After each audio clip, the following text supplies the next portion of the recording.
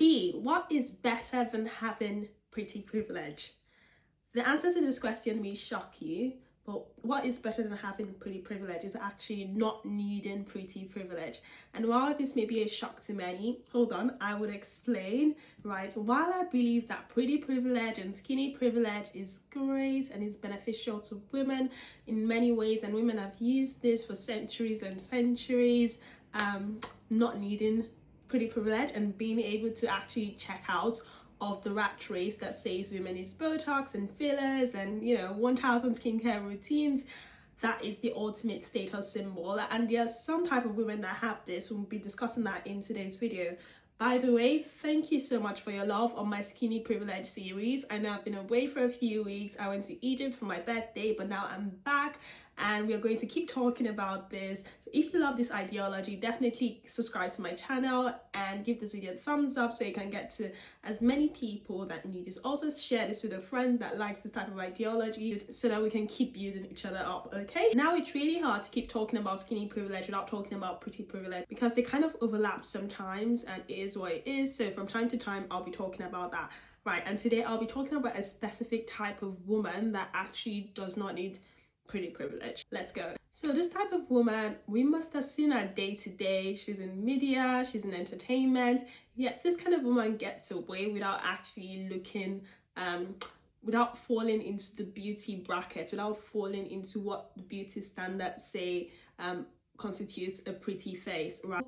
If you have not heard of this concept before, you may like to watch one of my more recent videos about why skinny privilege is more important than pretty privilege, so you may understand better where I'm coming from, right? So going back to the kind of woman that actually does not need pretty privilege at all.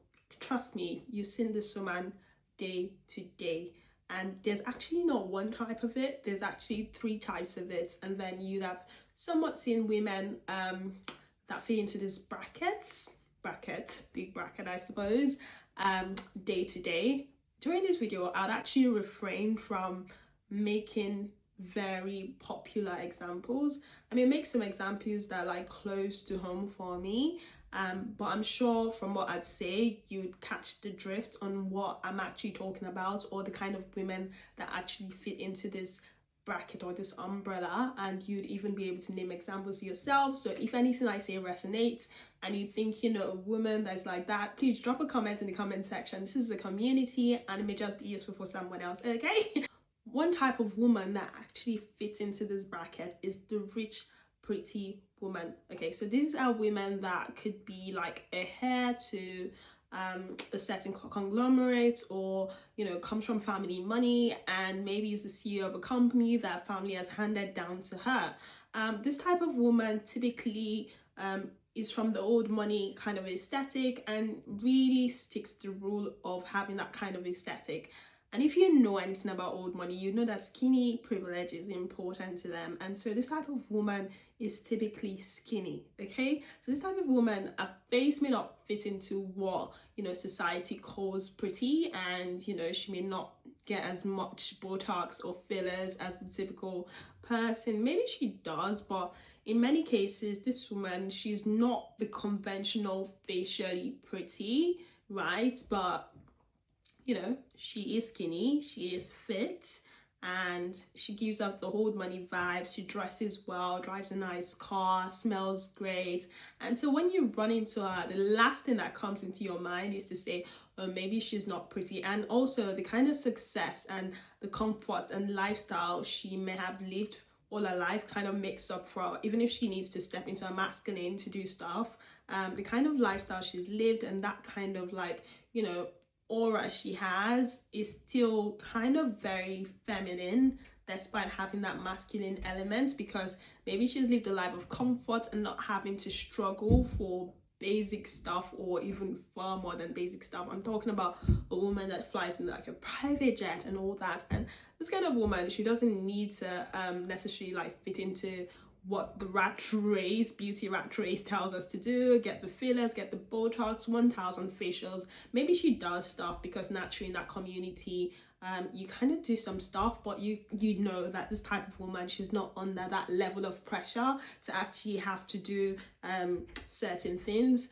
If you've heard people say something like money is a skincare routine, this may make more sense to you because, like, just existing in a certain level of comfort while also having maybe to be in your masculine, to do some, more masculine tasks is not necessarily affecting you or making you look less feminine or less put together, right? Some of these women actually also do not work.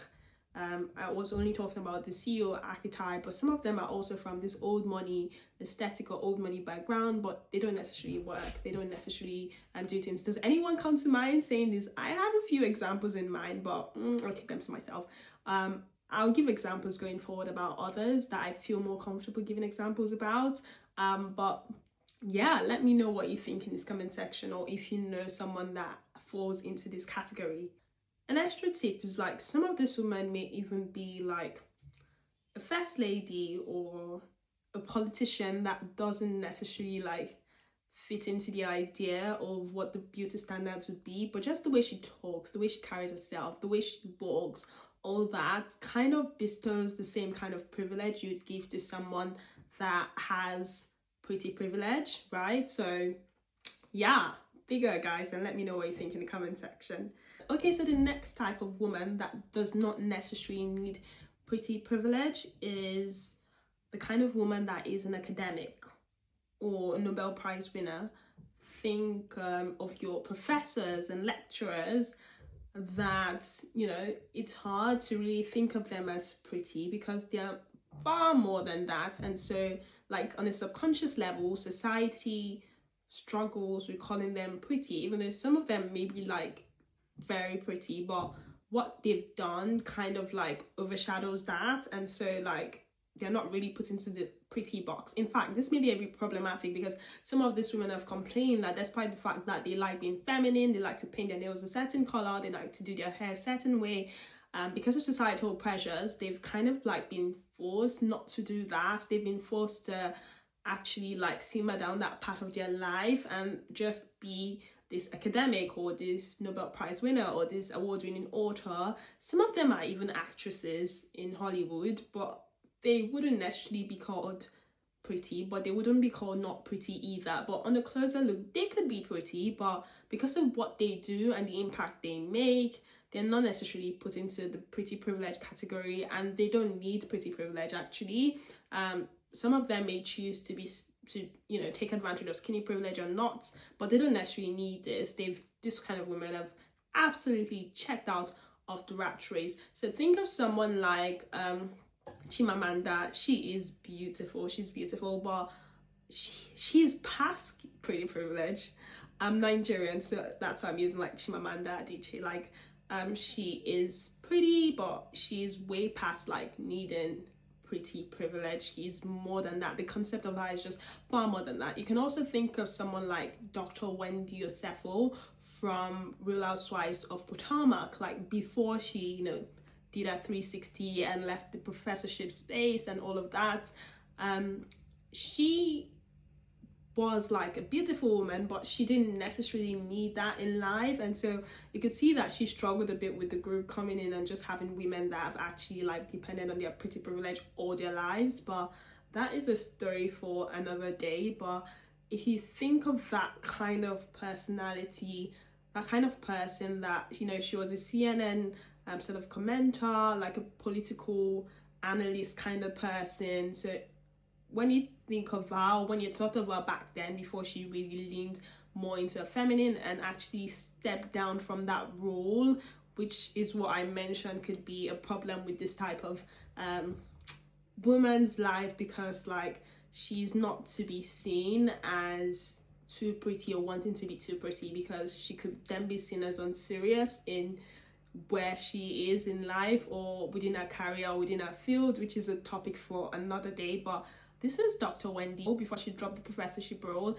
and actually chose to just like lean into her femininity and not have to be within the borders of like having to be a certain way. But before she did that, did a 360 and did some stuff to her face and like just lean more into like enjoying pretty privilege. She didn't necessarily need pretty privilege. She was this force already.